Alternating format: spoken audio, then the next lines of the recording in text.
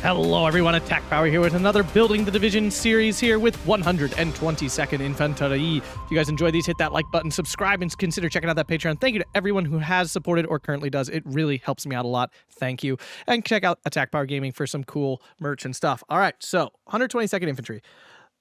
A division that has been forgotten but not lost. I actually like this division. If the infantry didn't underperform so badly these days, this division would honestly be really good. But again, with infantry scaling and all that in the game, these 20-point spam divisions have really fallen behind. They just really struggle. And missing some key buffs with shock and certain things have also hurt this division even more. But this division has some really great strengths, and it's very good in certain matchups. And yes, I know everyone says that about every division. Yes, that is true. But I feel more comfortable going into the quick queue with this division than a lot of other niche divisions, because this division can hold up on basically every map. It does have tools to survive fighting almost every map in the game. That doesn't mean it excels on every map, but it can actually put up a fight everywhere, which is cool. I'm building it balanced, of course. I actually do think this division is a very much balanced division. It doesn't really have any tools to push hard early, so it's very hard to pick an aggressive income with this division. It just doesn't have it. You have a lot of defensive elements, a lot of good defensive elements, but you don't have a lot of stuff that allows you to easily push forward other than grinding and spamming infantry. So it's not a good aggressive division. I personally would never play this division on aggressive income, and I know I usually say that about most divisions, but this one truly I don't see as a push hard early kind of div. So diving in here, recon tab, pretty limited. It's got a really good tool. It's got a meh tool, and everything else is meh. So we have the Atkpwr, of course. These guys are phenomenal. Double sniper unit. This thing is a monster.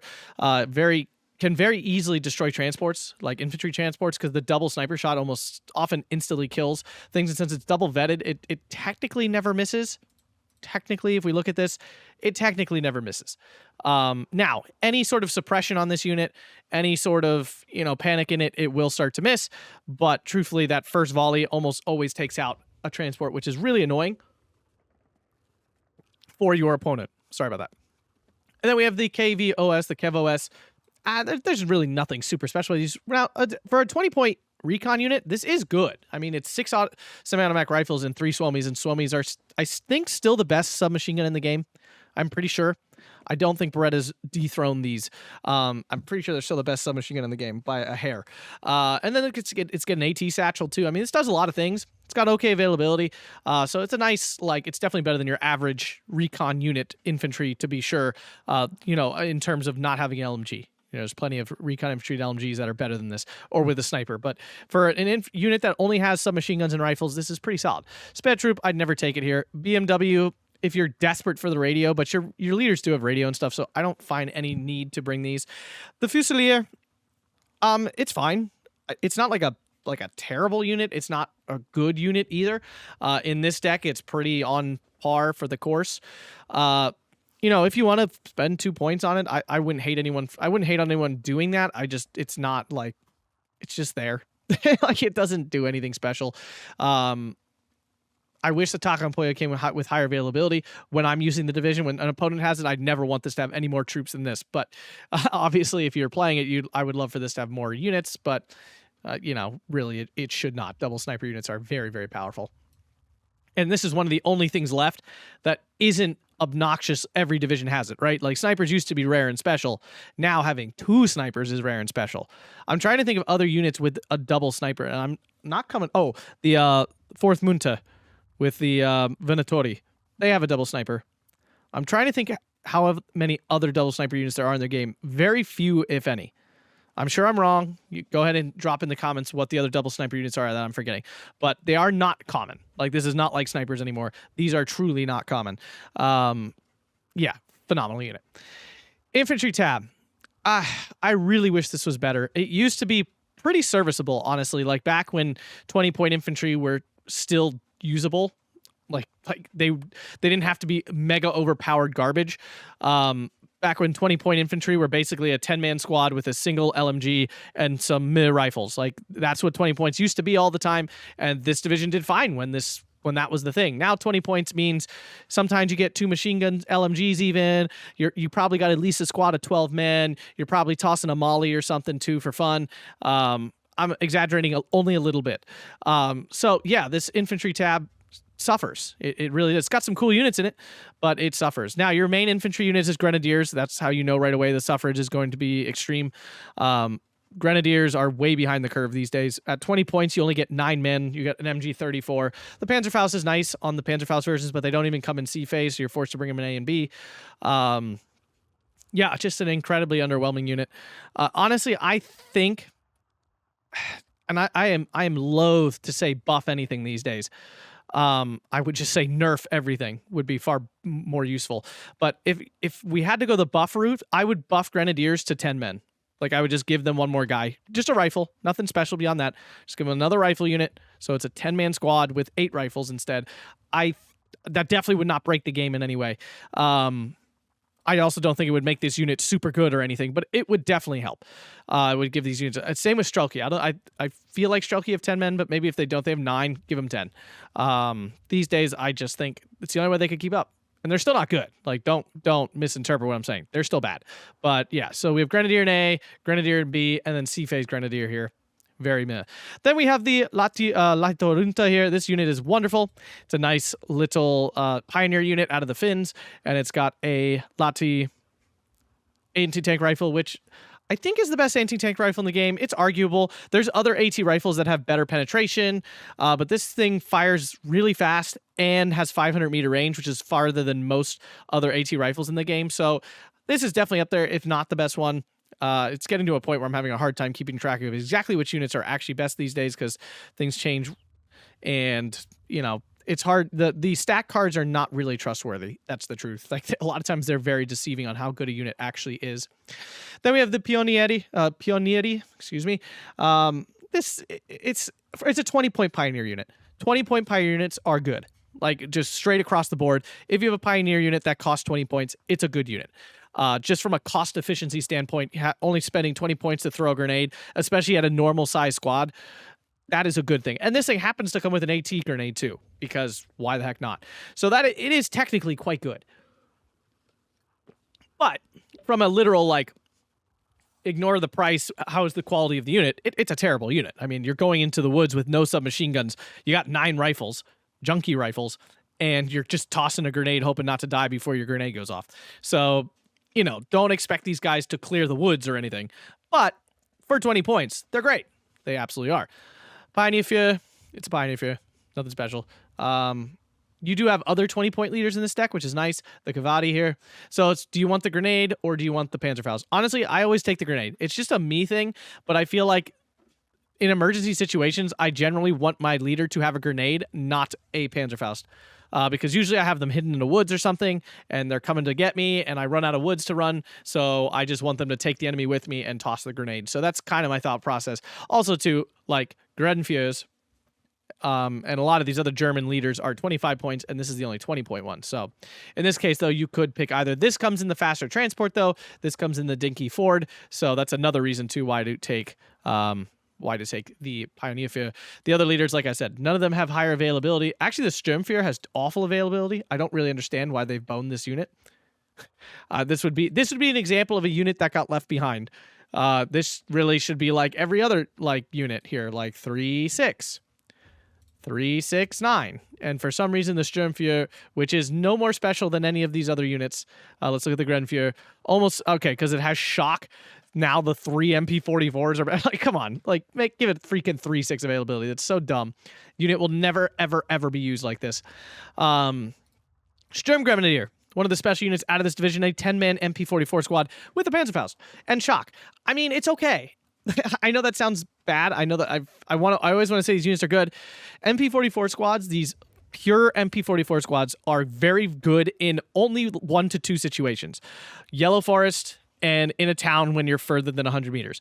Outside of that, these guys are almost useless. They're not that good in the woods. Yes, they fight better in the woods than a lot of other units. I'm not saying that. They're better than your average rifle squad in the woods.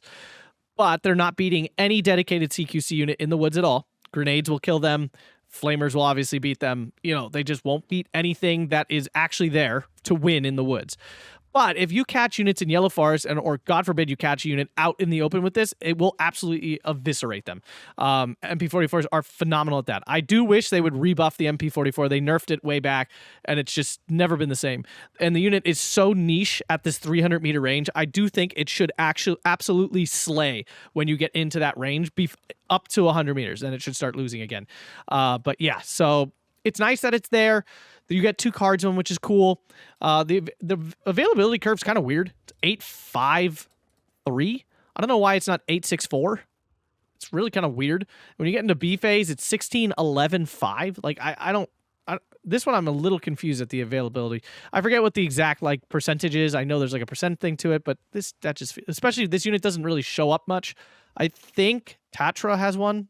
I think Tatra has a card of this, but I'm not 100% sure. There's a whole bunch of these like MP44 squads that are slightly different from each other. B phase, we talk about Grenadier, Sturm Pioneer coming in B, another Sturm Grenadier. And in C phase, we have the one super special unit in this division. And I know some of you are already like cringing. Why am I putting it in C phase? Because I want it there. Because that's where I want as many of these as possible. The Sumepowosid. This is a Yakari. But that's what this is. This is a Yakari for the Axis side. And this is a big problem here, is that this unit did not get shock. Apparently, that's getting corrected in the next patch. Now, Yakari are getting shock. Is this unit getting shock? I do not know. I hope to God it is, because it deserves it, because it's the same unit, and this division desperately needs a little bit of a buff. Giving this unit shock obviously is minor, to say the least, but it's a buff that this division desperately needs. So yeah, C phase, this is your CQC. They are essentially CQC units. Yes, technically they're a rifle squad, but in terms of the CQC damage that they output, it is really quite high with their automatic rifle and the Molotov and 3 Swelmies. This unit can do really quite well in the woods, just like Yakari used to do quite well in the woods, but now since they don't have shock, they suck. So can't wait for that to get fixed. I really wish they would release this patch early before the DLC, but they will not, probably, and that is sad. Makes me sad. Tears. Over into the tanks. Well, sorry, things we're not taking. More Grenadiers. Erzats are garbage. You might as well pay 5 more points and get a unit with an LMG. Pioneers are fine, but I would prefer things that make flames and fire, and we have plenty of TNT in the A phase there. So, yeah, that is that. Tank tab. Not many choices here, but, you know, it's a Stug tab that's a little bit better than normal. So you have 2 cards of Stug 3s. We have those in A and C, and then a beautiful Stug 4 card here in B phase. Stug 4s are phenomenal. They allow you to 100% bully allied divisions, because this unit is just a pain in the arse for those divisions. So this may seem minor, but it's actually pretty awesome that you get this 1 card of Stug 4s here that can do a lot of work. So either coming in B, where I can use them pretty soon, still have kind of availability with them, instead of being in A phase where you barely get any and all. And also, you can double vet the Stug 3 in A phase and still get 3. If you single vet this in A, it's already down to 3. So support tab, phenomenal. Phenomenal support tab. This is actually one of the strengths of the division. This is where we actually get into the strong part of this division. It's a defensive division, and it secretly has a crap ton of 2K stuff. So you actually can play really well, like I said, on like Slits West and things where you need a lot of open ground stuff. This division can do it, and the infantry are technically CQC leaning with Sturm Pioneers, who have posted lots of grenades. You know, you can get by on cell, and that's what I talked about earlier, where this division can survive on almost any map. So support tab. Of course, it's limited. I don't know why they've had to crimp this. Really, I think it should get another tab here, another slot. Decrease the cost of one of these earlier slots. Is that 2 points? Yeah. I would, honest to God, even make this a 2-point slot as well and add a 3-point slot here. I don't see why that would kill this, like make this division super strong. So we have Flammenwerfers, MG42s, IG33s in A, Stu 42 in B, so lots of 2K HE. Ammo and the commandant here. Things we're not taking. The police officer here, useless, because we're not taking any dishearten, and honestly kind of useless even if you are. The 50 mil mortar is the Russian one, the like good one here that gives you the 800. If I had space, I'd love to take it. But honestly, it's second on my wish list here. I would love to take IG-18s even more. But again, just no space. It's really rough. It really sucks. More MG42s is always nice, but what are you going to do? You know, there's not really much. I would love to take another MG42 card, because your long-range infantry sucks, so you kind of need the MGs to kind of support you at long range, but there's just no space. It could really help, honestly, like making this support tab bigger. AT tab here. It's pretty phenomenal. You got tons of great choices. We have the Lattes. I love Lattes. Now, do you need the Lattes here? Truthfully, maybe not. But this division can really struggle against armored cars because you don't really have any light armor of your own to counter those armored cars. So the Latis are there to counter that. Double these things, these are monstrous because it's 2 Latis, not just 1. So they're like a machine gun. It's like dun dun dun dun dun. It's like really good. These can absolutely just melt armored cars. So that's what they're here for. I do love them. If I had to cut something from here, I would cut the Latis, though, because having a Takentorunta is more important. This is a full infantry squad here with a Panzerschreck. Pretty great, honestly. You're limited to A phase with it. But yeah, I like chunky Panzerschreck squads because they actually can get in, kill stuff, and get out in time. The problem is their stealth is a lot lower than a Panzerschreck, right? Panzerschreck has exceptional stealth, while this one has only good stealth. So this will get spotted more often, right? There's a better chance your opponent will spot this unit coming than if you're using a Panzerschreck. Then 45 mil. Y'all know I love the 45 mils. It is disappointing this does not have APCR. I kind of thought they would give the Finns a bone here and give their 45 mils APCR. They didn't. So you're kind of limited here. It's not a phenomenal unit without the APCR, but it's still very cost efficient. And you need the light AT again because you just don't have any light AT otherwise. You don't have any tanks to deal with it. Your infantry don't carry long range AT other than the Lati. But again, if your opponent says any sort of armored-ish, like actually has armored unit, then you actually have a lot of trouble. AT, and then we have Pack 40s, A and B phase, and then we have the Pack 43 Krupp, 88 mil. This thing is lovely. It's even better than the normal Pack 43. It's what you always want the regular Pack 43 to be. 10 rounds a minute, this thing can put out the damage. You can get up to 2 cards of it, which is pretty fantastic. Yeah, these are great. Why am I bringing it in the SDK? It's faster, right? That's the reason. 50 kilometers an hour, 38. Yeah, it's pretty significantly faster to bring it in for that 5-point kind of tax in the SDK of Z. 7. This does stick around. It's not a great support weapon. It's got no armor, so it dies to everything. But I've used it. I'd be lying to say if I'd never used it to actually do something combative. So yeah, I mean, you get some great AT options here. And just know, the second someone sees this gun, it will be dead. They will call in planes and arty and every single thing to kill it because these things are quite deadly and everyone has a thing about super heavy AT that it needs to be dead all the time, always. Anti-air, very limited, but what you got is very serviceable. You have a card of Flakverling, 20 mils, that can come in either A or B phase, and then you have a card of SDK of Zeds that can come in either A or B phase. Now, the argument here is, should the SDK of Z come in A or the Flakverling come in A? My first reaction always is, well, the SDK of Z should come in A so that I can keep it alive, right? I can move it around, it can't be counter batteried, it'll stick around longer. Yes, I get that. I 100% understand that argument. My counter argument becomes, though, if when you start bringing in stuff in B, now you're getting 4 things that can't move at all. Where instead, if you just wait for the SDK of Z to come in B, now you get 4 things that you can move around. So it's much more likely, especially since we plan to go very long with this deck, that we'll have more AA surviving for longer term, right? So that's the reason I have it set up this way. I 100% understand the other argument, and I could be wrong, but that's my thought process of why it looks like this. Because I would prefer these 2 things die at some point and have 4 of these to run around over have these 2 survive and all 4 of the Flakverlings die, and then I'm kind of stuck with just 2 AA pieces. The other 20 mils, trash, hate them, don't. I don't know why you would. RD tab. It's honestly not anything special, but it is numerous. I mean, you got plenty of stuff. We're taking an 81 mil mortar. We're taking the battery fear. We're taking the 150 mil in C phase. I would love to fit another card of 150 mil, probably in B phase. Couldn't find the space for it. The rest of this, I wouldn't take. The only reason I would take this 76 mil is actually for like direct fire support. That is what I would take it for. But you don't need it. Sport tab is loaded. You're fine. 105s are horrendously bad. 120 is not necessary. Again, I'd take more 150s if I could fit them. Air tab.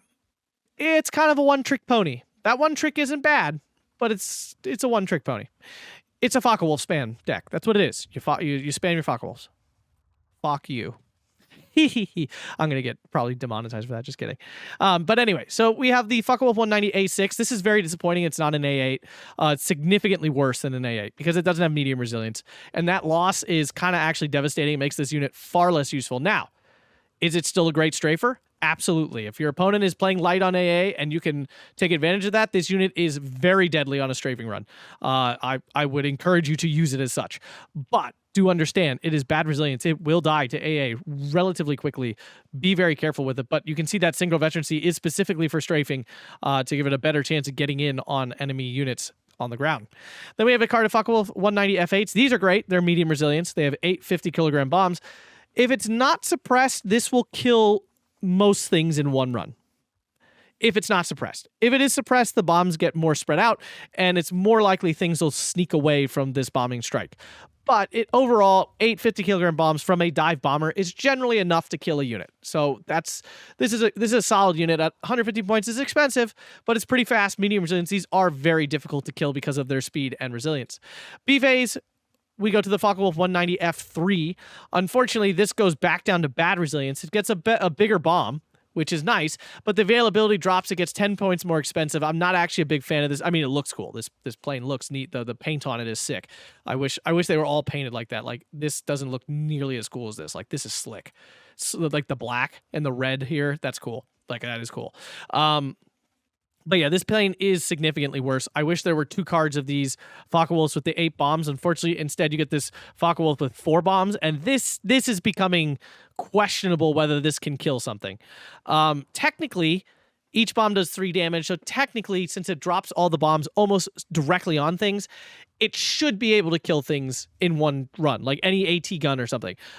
But in practice, this gets suppressed. So rarely do the bombs land all on target, so usually things walk away alive with this unit. The 8 bombs is enough that the spread doesn't matter as much. So, but yeah, this unit, again, bad resilience fighter bombers for me are a very underwhelming and risky unit to use. Things we're not taking. Recon, I would take a recon, except this recon's availability is quite bad. It is only 1. So if you get unlucky and this goes down early or something, it is fast. Yeah, yes. But if your opponent anticipates it and shoots it down, it's 65 points. It's a lot of points for recon plane. And yeah, it can be disappointing to lose this. JU-87, I mean, they're good. Again, if there's no AA and your opponent's playing hard and fast and says, I don't care about the air, then yeah, these are phenomenal. But if your opponent brings in any AA at all, even 20 mils a lot of times can stop these, then this unit's useless. JU-87, dive attack ground, no, terrible. Just bring the Focke-Wulf instead. Like, if you want to attack the ground, use this thing, it's better. It just is. It's much better at it, generally speaking. JU-87 with more bombs, I mean, great. Same problem with the first one. Although, if you're going to take one, you take this one. It's got way more bombs on it. This is 1,000 kilograms of bombs for 85 points. That is very good. Although, truthfully, this one will kill almost anything anyway. Maybe this is a redundant upgrade, but the point is, it is there. And we talked about the Focke-Wulfs down here. So, yeah, they give you lots of slots, but... Actually, I'm going to move this to C phase. Let's get 4 of them. So, yeah. I mean, things you could change. Definitely can mix up the infantry tab a good bit. You could definitely alter the AT tab a little. Maybe take out a card of pack 40s. Maybe they're not your favorite thing. Maybe you don't like the 45 mils. Understandable. But then you have no light AT and A phase, which can be very dangerous. Other than your Lazis. If you think your Lazis will hold down the whole world, then go for it. But I'm telling you, a 45 mil trading up to a Panzer IV or something feels incredible. It's such a good feeling. Yeah, I like this division. It's fun. But the infantry are so underwhelming these days, it's really hard to keep pace in any sort of infantry fight, and you're forced to rely on your long-range assets. And I would actually, these days, categorize this division as a long-range division. But again, if the infantry ever get a little buff, or every other infantry gets some nerf, this division is pretty serviceable on nearly every map. If you guys enjoyed this, make sure to hit that like button, subscribe, and consider checking out the Patreon link down below. Thanks a bunch, everyone, and have a fantastic day.